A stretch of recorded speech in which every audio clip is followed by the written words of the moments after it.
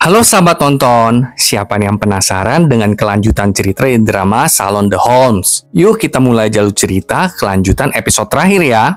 Setelah mengetahui Guang Yu menemukan barang-barang miliknya, Pak Kim segera mengkonfrontasinya, menanyakan apa sebenarnya niat Guang Yu. Guang Yu mengaku kalau awalnya dia hanya ingin membuat novel tentang pelaku pita merah. Tapi sewaktu dia mengikuti acara perkumpulan keluarga para korban pita merah, Guang Yu ikutan sedih dan terharu. Di acara itu, Guang Yu jadi mengenal Ibu Jiun. Mereka sering mengobrol dan hubungan mereka berlanjut ke tahap ibu dan anak. Karena Ibu Jiun kan sudah kehilangan anak, lalu Guang Yu udah kehilangan ibu, sehingga mereka merasa saling terhubung lagi tuh. Karena itu, Ibu Jiun menceritakan detail situasi pada malam Jiun dihabisi, tentang cincin milik Jiun dan gunting milik Jiun yang hilang. Mendengar cerita itu, Guang Yu jadi menyadari kalau pelaku pita merah adalah Pak Kim, yang adalah mantan gurunya sendiri. Karena sebelumnya, Guang Yu nggak sengaja pernah membaca buku harian Pak Kim. Di buku harian Pak Kim tertulis detail tentang kelakuan pelaku pita merah, termasuk cincin serta gunting, yang bahkan tidak polisi umumkan kepada publik. Kalau bukan pelaku sesungguhnya, mana mungkin bisa menceritakan hal tersebut kan? Nah, buku harian Pak Kim itulah yang akhirnya dikirimkan ke Taehoon. Kemudian suatu hari, Ibu Jiun mengatakan kalau dirinya mencurigai seseorang di apartemennya, lalu meminta Guang Yu untuk datang ke apartemen Ibu Jiun jika terjadi sesuatu dengannya. Tapi Guang Yu nggak sangka kalau Ibu Jiun akan dihabisi. Dia juga nggak tahu kalau ada Pak Kim di apartemen tersebut. Sampai akhirnya Ibu Jiun beneran kehilangan nyawanya. Ketika itulah Guang Yu melihat mantan gurunya bekerja sebagai sapam di apartemen itu. Karena kematian Ibu Jiun ini, Guang Yu berjanji akan menangkap pelaku pita merah dengan tangannya sendiri. Mendengar cerita Guang Yu, Pak Kim segera mengambil tali dan menghajar Guang Yu. Guang Yu mencoba untuk melawan, tapi dia terkalahkan juga. Guang Yu akhirnya dikurung di basement tersebut. Sebagai informasi, Pak Kim ini dulu sewaktu muda adalah pasukan khusus ya sahabat tonton. Keesokan paginya, Miri ditelepon oleh nomor tidak dikenal. Tentu saja itu adalah Pak Kim. Pak Kim menyadari kalau sekarang Miri udah tahu siapa dirinya, dan mengatakan kalau sekarang Pak Kim sedang menyandra Hyunji, yang adalah putri Miri. Jika Miri mau menyelamatkan Hyunji, Miri harus datang sendiri ke tempat bersejarah mereka. Itu adalah rumah sakit terbengkalai. Kita lalu dibawa ke 7 jam sebelumnya, di mana Miri menceritakan kepada ketiga sahabatnya kalau Pak Kim adalah pelaku pita merah. Setelah itu, Miri pergi ke kantor Sapam untuk mencari Pak Kim. Tapi Sapam di sana mengatakan kalau Pak Kim sudah resign dan bahkan tidak pamit dengan mereka. Bahkan Guang Yu pun nggak bisa dihubungi. Mendengar itu, Miri segera pergi ke unit apartemen Guang Yu, tapi tidak ada jawaban. Hal ini membuat Miri semakin curiga. Kemudian, Miri ditemani Sohee mencari alat perekam Ibu Jiun di kotak barang peninggalan Ibu Jiun. Lalu dengan curiga, merobek boneka yang ada di sana. Dan bener aja, Miri akhirnya menemukan alat perekam itu. Tapi Sohee harus segera pergi ke rumah sakit, karena anaknya akhirnya mendapatkan donor jantung. Setelah Sohee pergi, Miri segera mendengarkan isi dari alat perekam. Lalu menemukan kalau Ibu Jiun memang sedang berbicara dengan Pak Kim pada malam Ibu Jiun kehilangan nyawanya.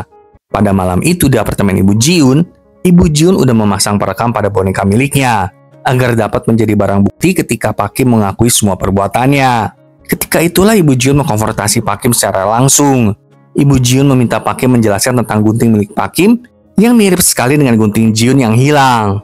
Ibu Jiun juga sudah menyelidiki kalau selagi muda, Pak Kim tinggal di daerah waduk tempat tubuh Jiun ditemukan.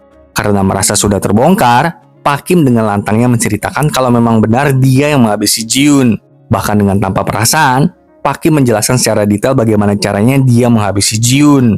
Hal ini tentu membuat Ibu Jiun merasa sakit hati. Jadi dia mencoba untuk menyerang Pak Kim. Namun dengan segera, Pak Kim melumpuhkannya, membekap mulutnya dengan sapu tangan sampai Ibu Jiun pingsan. Pak Kim lalu merobek salah satu lembar dari buku harian Ibu Jiun untuk menyamarkan kejadian ini sebagai bundir. Setelah itu dengan entengnya, Pak Kim melemparkan Ibu Jiun dari balkon apartemen, membuat seolah-olah Ibu Jiun beneran bundir. Kembali ke saat ini, ketiga mama kebingungan karena mereka nggak bisa menghubungi Miri.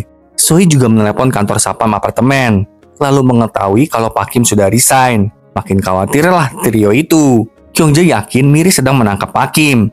Lalu dengan segera, Kyungja serta Jihoon pergi mencari Miri. Ketika mereka sedang dalam perjalanan, Minyo menelepon Kyungja, meminta Kyungja untuk mencari Hyunji, karena Hyunji menghilang.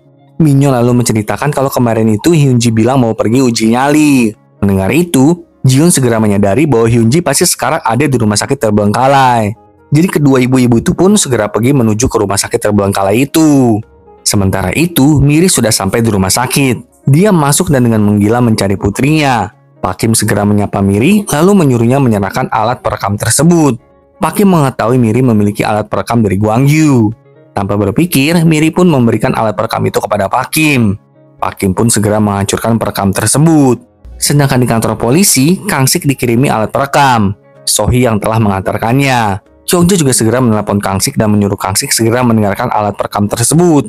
Setelah selesai mengantarkan alat perekam itu, Sohee segera bergabung bersama kedua temannya ke rumah sakit terbengkalai. Kembali ke Miri, Pak Kim dengan naluri pembunuhnya langsung menyerang Miri.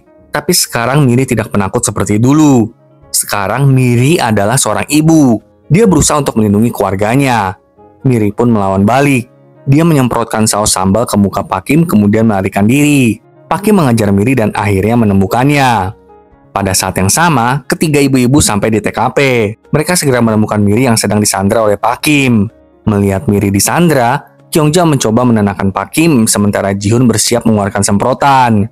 Ketika Miri melihat gelagat temannya memberikan kode, Miri langsung menginjak kaki Pak Kim. Sementara Ji-hoon segera menyemprotkan sesuatu ke mata Pak Kim. Perkelahian 4 ibu-ibu melawan satu pria mantan pasukan khusus pun dimulai. Di tengah-tengah perkelahian itu, Sohee memukul kepala Pak Kim dengan sebuah figura. Hal ini membuat Pak Kim jatuh seketika itu juga.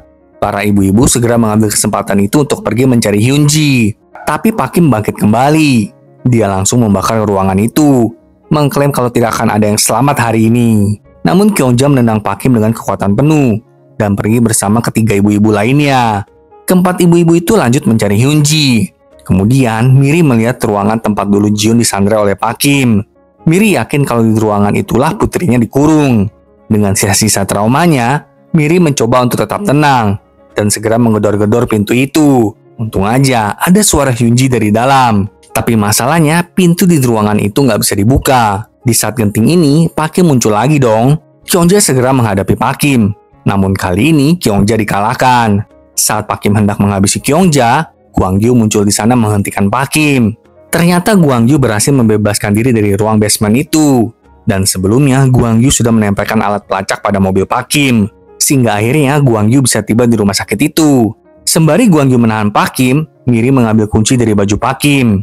Miri segera membuka ruangan tersebut. Tapi sayangnya, nggak ada Hyunji di ruangan itu. Yang ada hanya suara Hyunji dari video yang Pak Kim rekam sebelumnya. Miri dengan mengamuk menanyakan di mana Hyunji. Tapi Pak Kim nggak mau memberitahu. Gwang Yu lalu bertanya, apakah di rumah sakit ini ada basement? Mendengar itu, langsunglah Miri bergegas ke basement. Sementara Sohee serta Ji-hoon membantu Kyungja. Sedangkan Gwang Yu berusaha menjatuhkan Pak Kim. Tapi sampai akhir pun, Pak Kim masih menang. Namun Kang Sik datang tepat waktu untuk menjatuhkan Pak Kim dengan senjatanya. Akhirnya orang gila itu pun ambruk juga. Sementara itu Miri terus mencari Hyunji di basement. Saat sudah menemukan ruangannya, ruangan itu terkunci. Kunci yang Miri ambil sebelumnya nggak ada yang cocok dengan ruangan tersebut.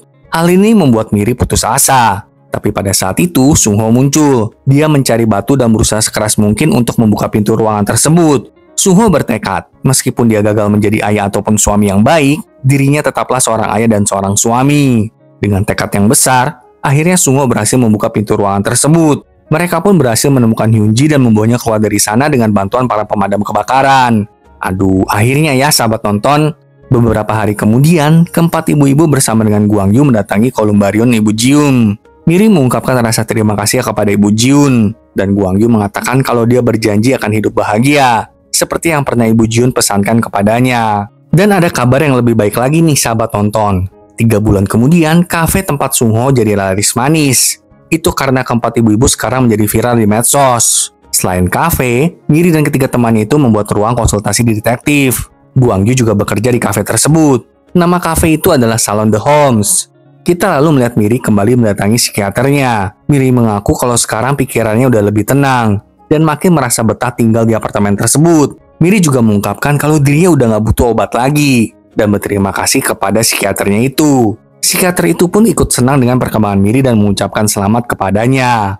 Namun di akhir cerita, Miri menonton berita yang memberitakan ada wanita umur 50 tahun kehilangan nyawanya akibat meminum antidepresan. Polisi pun sekarang melacak jalur distribusi obat-obatan tersebut. Wah, kasus baru nih. Kita lalu melihat psikiater menyimpan foto-foto Miri beserta ketiga ibu-ibu lainnya. Bahkan dia mendapatkan pesan dari seseorang yang mengatakan, Kali ini korban meninggal lebih cepat dari dugaan. Mau cari target berikutnya nggak? Wah, banyak orang gila ternyata di sekitar kita. Dongjin, kamu ternyata juga jahat toh. Kemudian di kafe, para ibu-ibu kedatangan seorang wanita. Itu adalah Ibu Choi, si kasus pertama yang menyandera semua orang di Toserba. Masih ingat nggak sahabat nonton? Ibu Choi sekarang sudah bebas, dan meskipun udah nggak punya suami, tapi dia punya banyak uang. Kali ini, kelima mama itu bergabung untuk menyelidiki kasus pembunuhan akibat narkoba jenis terbaru, dan Gwang Yu membantu mereka menjelaskan kasus tersebut. Drama ini berakhir di sini sahabat nonton. Ingat, kalau punya teman itu jangan diajak ngegosip mulu, apalagi diajak berantem. Tapi cobalah diajak main detektif-detektifan ya. Terima kasih udah nonton bareng teman nonton kamu. Dan sampai jumpa di drama lainnya ya sahabat nonton.